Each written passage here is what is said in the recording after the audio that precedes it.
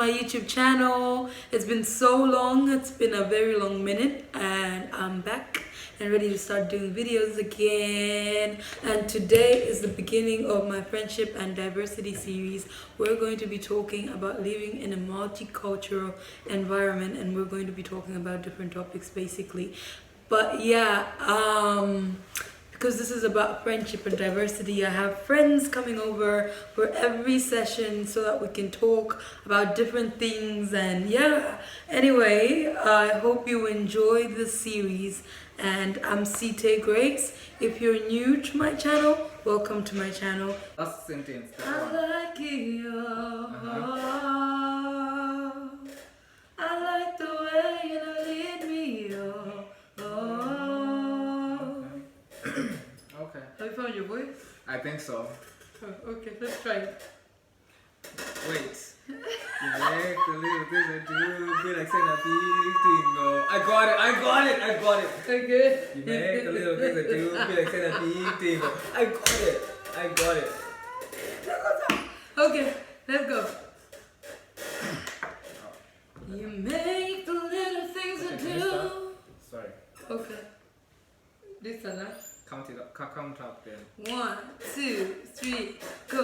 You make the little things I do, Billy send a big thing, oh. Your grace makes a difference, just to embarrass me, oh. I like it, oh.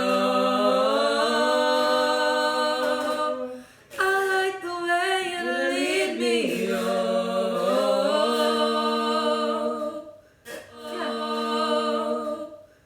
Yeah, you did good. That sounded nice, actually. Congratulations. Anyway, hi guys, welcome to my YouTube channel. Yeah, this is Friendship and Diversity series, and today I'm with Takuzwa, and we're going to be talking about moving away from home. Moving away from home. Yeah, so stay tuned. So, hi guys, so this is Is that Takuzwa. His name is in capital letters. No, it's not. For short, you can No. call him TK. So welcome Takuzwa. Anyway, yeah, please introduce yourself. Tell us what your name is. It's in caps. Where My name's in you caps. university. You think you agree with me? Yeah. Tell us what you do. Okay. Where are you from? Yeah. Yeah, please tell us. No, I'm Takuzwa, and I'm studying nursing at the University of Wollongong College, and I moved over to Australia in July of 2018, and what else do people want to know? Where are you from? Oh, Where did you move from? I moved from Zimbabwe. Yeah, I moved from the Zimbabwean part of Zion to Australia. Yeah, so. The Zimbabwean part of Zion. Sounds Yeah. nice. Sounds almost believable. Anyway, Takuta, tell us, what has your experience been like? What has it been like moving to Australia? Yeah. It's been interesting. It's been interesting and lovely. It's been lovely. Interesting and lovely. Yeah, interesting and lovely. And I think the biggest change was just the people and the culture of Australia and how fast-paced everything is. Yeah. I think that was like the biggest change, and I just had to like adapt to all of that in a very short space of time. So I suppose it was interesting. Yeah, I do feel like everything is fast-paced in Australia. Like, their life is very fast. But then when you go to New York, it's like,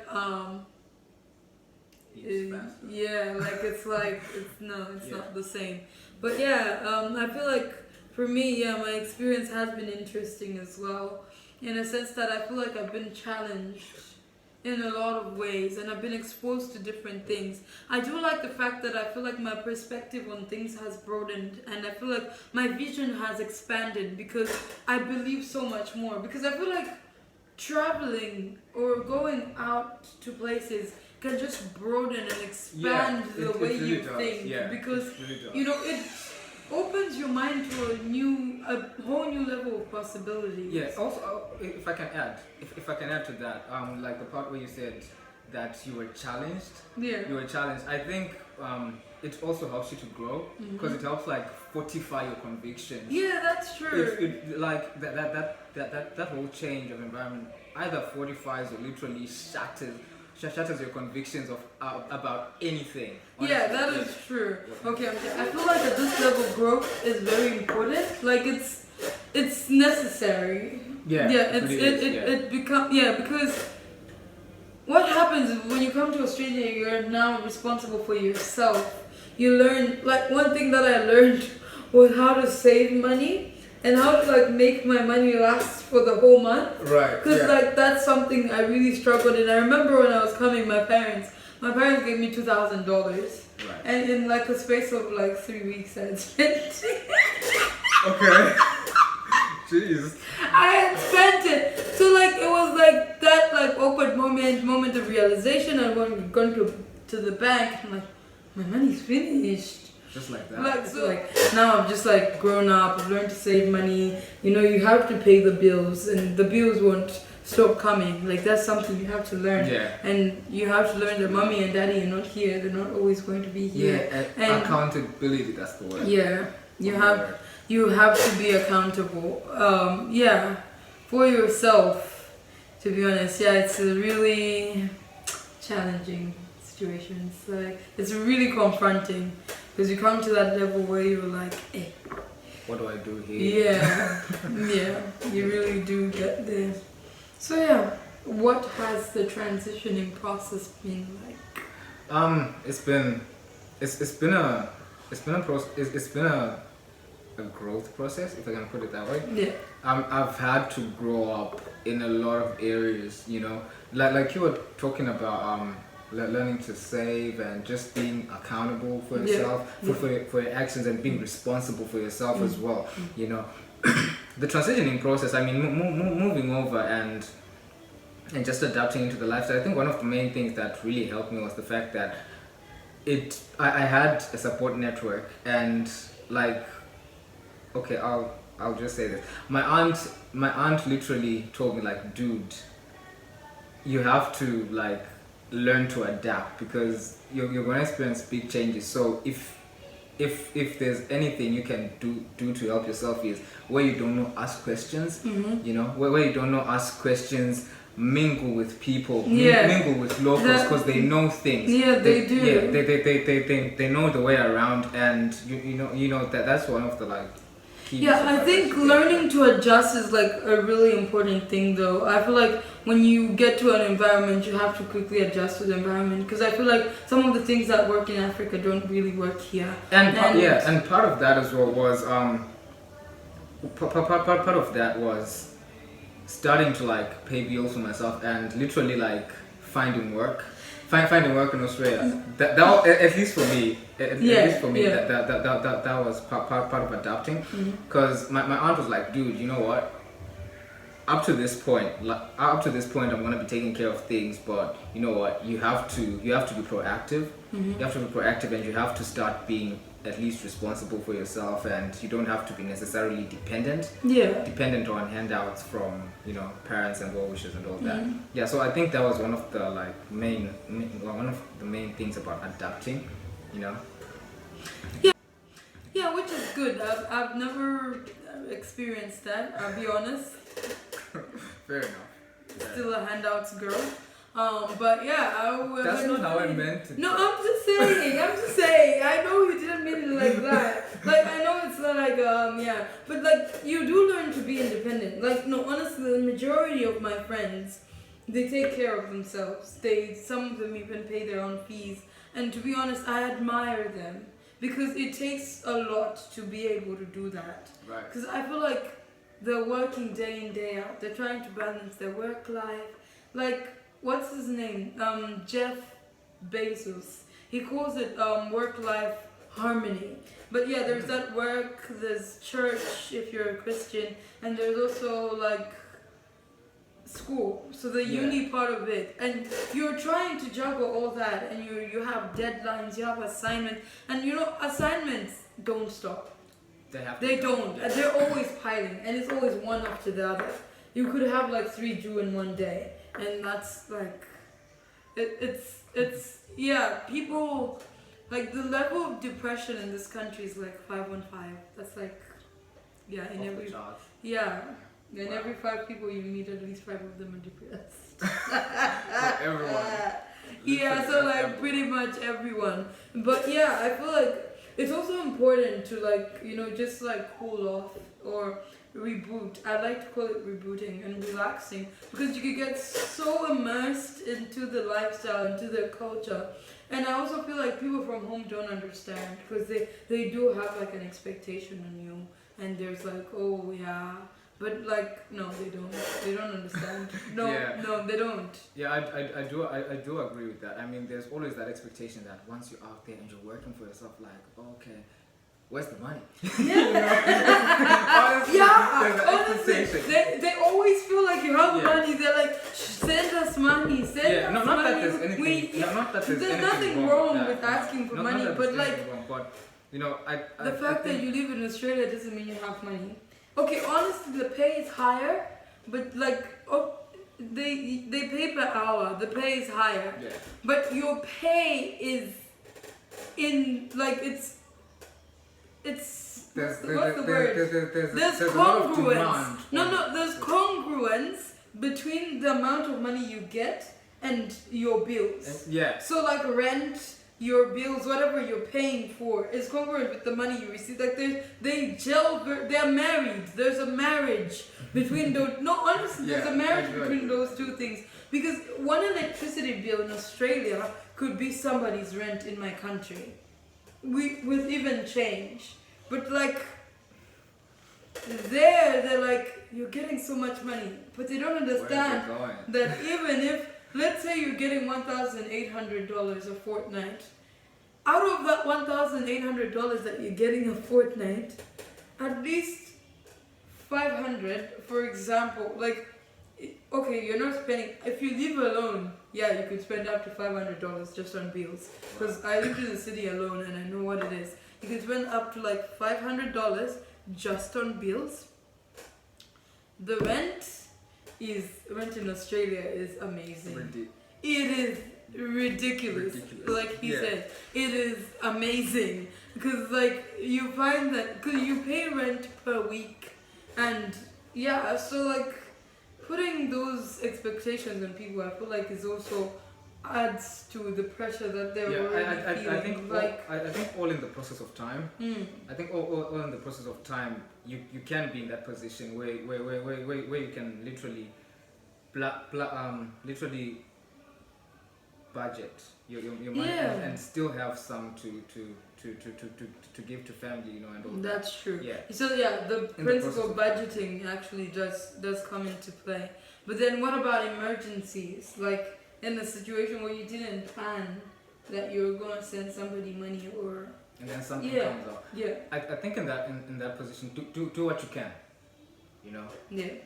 Do what you can. I think that's the best I can say about that. Do what you can. Do what you can in your own capacity. You know, do what you can in your own capacity. Because I mean, there's always gonna be problems. I don't mean to sound insensitive, you know, but at least do what you can. Do what you can in your own capacity. Yeah, do what you can in your own capacity. Okay, can I just say, I don't really understand Takuzo's point of view, because like, for me, it's, not like I don't understand you, but like, I haven't experienced it firsthand, because it's not like I send money to my parents, but you know, sometimes there are people who ask you for money, and you're like, No, okay, I'll explain it this way. Do what you can, yeah, you know, and be honest. I think it's a good thing to be frank with people. Honesty is the best policy. To be frank with people, even though it may sound hurtful, it's better to be frank. It's better to be frank with people, such that you don't necessarily have someone literally holding on to a promise that you are likely not to fulfill. You know, so I think it's good to be honest. To be honest, you know, from the word go, and do what you can. If you can, give. If it's not convenient at that time, you have to say, yeah, it's not convenient for me at this time. You have to be able to tell them, can you wait 2 weeks? Can you wait 1 more week? Like, I feel like there's there's no point putting so much pressure on yourself and getting into debt, especially in a place like this. Like, you don't want to get into that mess, to be honest. Yeah. So nah. So like, did you experience cultural shock? Not at first. Not at first. I think a couple of months, like after about 5 or 6 months.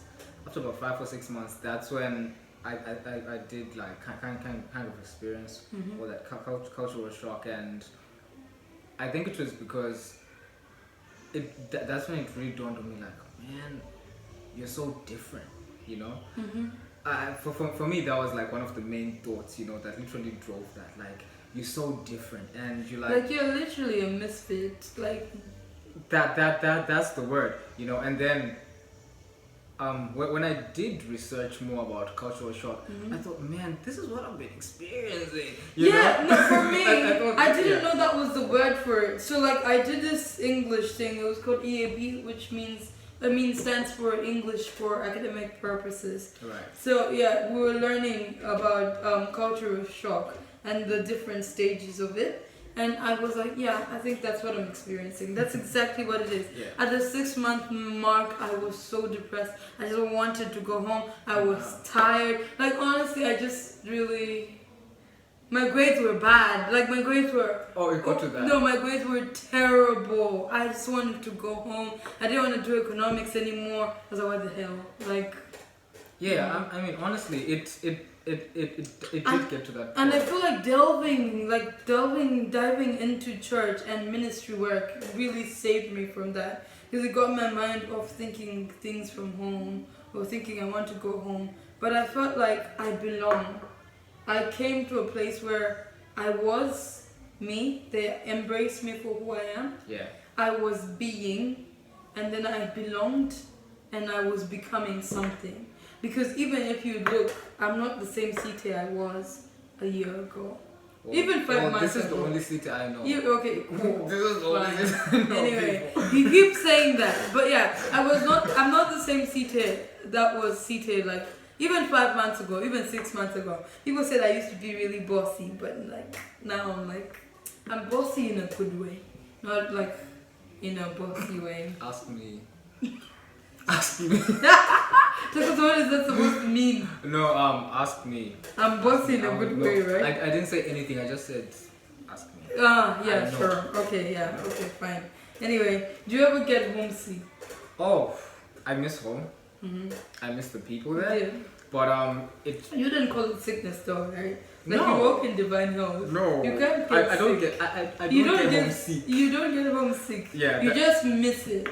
Yeah, I don't get homesick. Yeah. You know, with that, even though one thing that really helped me was the fact that I've got relatives here. You know, so in a sense, I felt I didn't even feel it, but in a sense, it's like a second home. It's like a second home. I can always visit relatives and all that. I've got you know, at least that. I've got at least that as a comforting thing. Yeah. But I did miss the people from home, and I still do. I do miss the people from home. But at the end of the day, like, Your parents are home. yeah. Yeah. I do miss them a lot. But at the end of the day, it's, you just have to like accept that, okay, I'm out here and I miss them. I know they miss me too. You know, so it's kind of, just thinking about it, and you know, just remembering that you're out there and they're excited about you being out there. You know, so it's kind of, for me, I use that to my own advantage, to like get my head in the right place. You know, because it gets me thinking like, oh, okay, my parents miss me. You know, maybe my mom's thinking like, what's he up to and all that. Then it kind of motivates me, like, you know what, you have to make them proud. You know. Yeah. You at least have to make them proud. that is true. Because for me, I miss home a lot. Like sometimes I'm at a place where I'm having fun. Like my life is good, everything is good. Then I get to a point where I miss home, and when it starts, it doesn't stop. Oh, no. Like it's like I miss home. I want to go home. Take me home. Yeah, take me home now.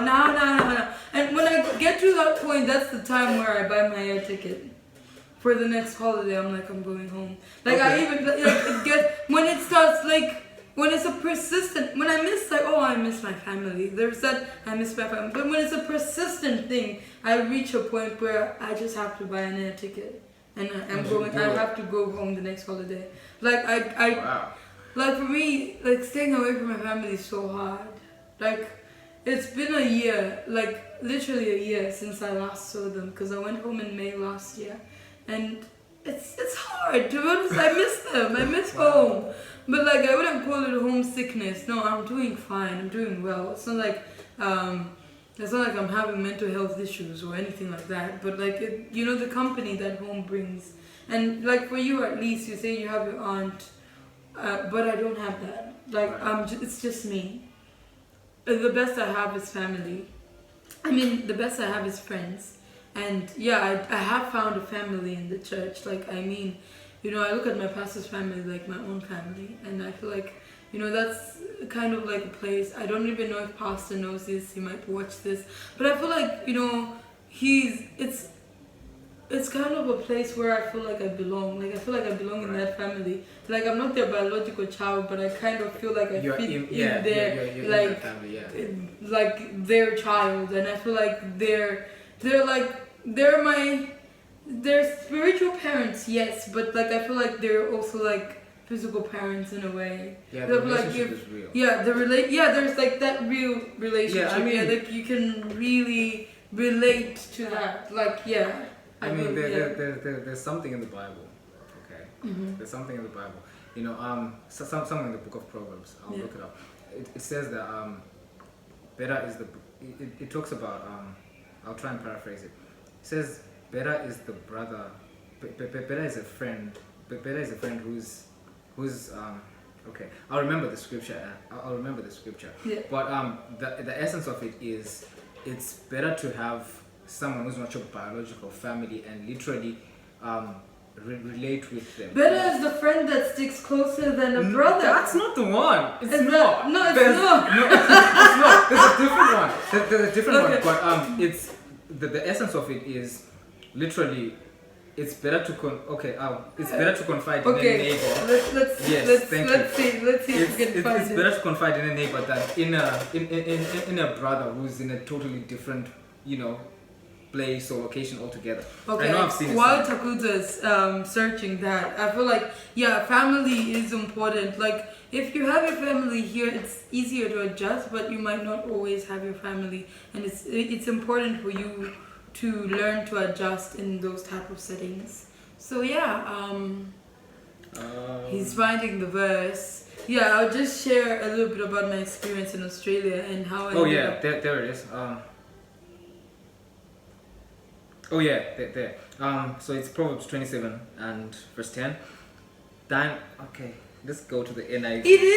That is the scripture. For better is a neighbor That is near that is near than a brother far off. But the one you quoted is better is a friend that sticketh is a friend that sticketh closer than a brother. It's a different scripture altogether. Oh, is it? Yeah, it is. We can look it up. Oh yeah, let's look it up. Thine own friend and thy father's friend forsake not, neither go into thy brother's house in the day of calamity. For better is a neighbor that is near than a brother that is far off. Right? Than a brother that is far off. A friend that's iron sharpeneth iron, and so okay. Yeah, that's Takuza for you guys. He's a very spiritual man, as you can see. Oh, there it is. Proverbs 18:24. A man that hath friends must show himself friendly, and there is a friend that sticketh closer than a brother. Oh, there is a friend that sticketh closer than a brother. Ah, yeah. There we go. Okay, yeah, true. So there is a family that sticketh closer than a family. There is